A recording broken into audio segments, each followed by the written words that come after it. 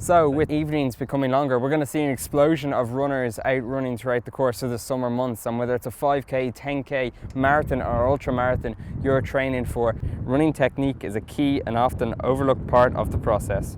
Barefoot and minimalistic footwear running has grown in popularity in recent years, with its advocates claiming that it promotes the best form for running efficiency and minimal injuries. One of the issues that we have is many of these theories around barefoot running are really based on the idea that we evolved as a barefoot species, and therefore running barefoot is the more natural style. And that is very true of our ancient ancestors. But one thing we have to be very conscious of is today, many runners, or just general population, are not physically conditioned enough to tolerate loads such as when running barefoot, particularly since they spend their vast majority of their lives with shoes on. So the big question becomes, if someone does take off their shoes, can they tolerate the change in load, the change in the tissue overuse, and the novel changes in their running mechanics, and in a way that is positive and won't result in an injury. So that became really a big conundrum with this big interest in barefoot running, which is everyone suddenly realized or perceived that barefoot running was advantageous, and then they immediately started taking off their shoes or running in ultra minimal shoes, and did so far too quickly and with very little conditioning work done beforehand, and this resulted in more injuries than there was in the first place. Now that made people deduce, well, barefoot running is a fad, it doesn't work, it's causing more injuries than it should have. But in reality it was really training error, people not taking the time to condition themselves to prepare to making them changes. I mean, one of the things that was popularized at the same time as this barefoot movement was, well, maybe it's the changes in our running mechanics that are positive. And so we started looking at what were the common changes, and can we mimic these when we're running in shoes. And really the main one that caught the population's attention was the change in a foot strike.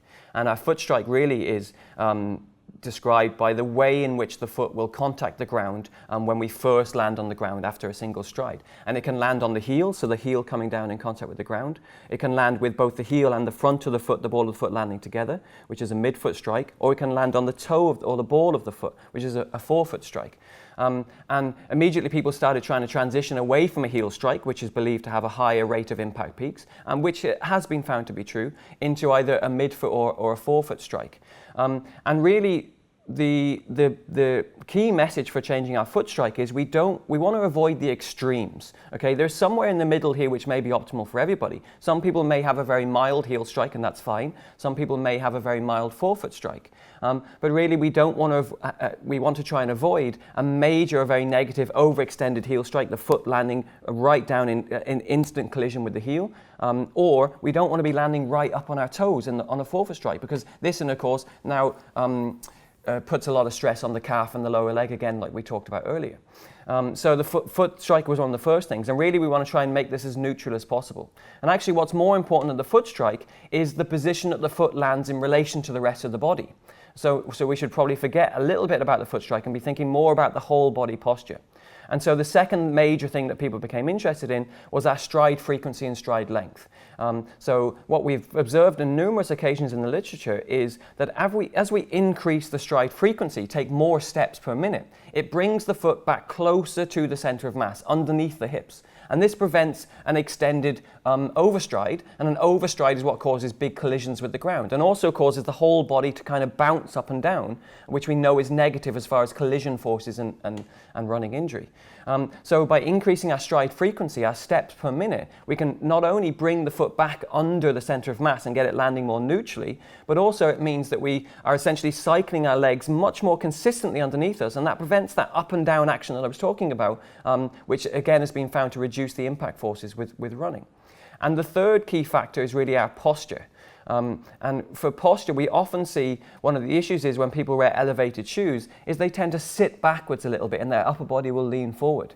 And really running should be, when executed properly, a series of controlled falling. So the whole body should be working on an anterior lean, a slight forward lean, but that lean should be coming from the ankles and not from a forward lean like we're taking a bow. And if we slightly lean forward when we're running, then this will allow us to essentially use gravity to fall forward, and that allows us, when we've got a high stride frequency, to cycle along the ground and run much more efficiently. So there you go. Before ditching your shoes, most runners can make some minor adjustments to the form and reap some of the same benefits. The key aspects of your form to be aware of are where your foot strikes the ground, keeping a high stride rate, and paying close attention to your running posture. Incorporating a small amount of barefoot running into your weekly routine can also help strengthen your feet and help against injuries, but just be careful of doing too much too soon.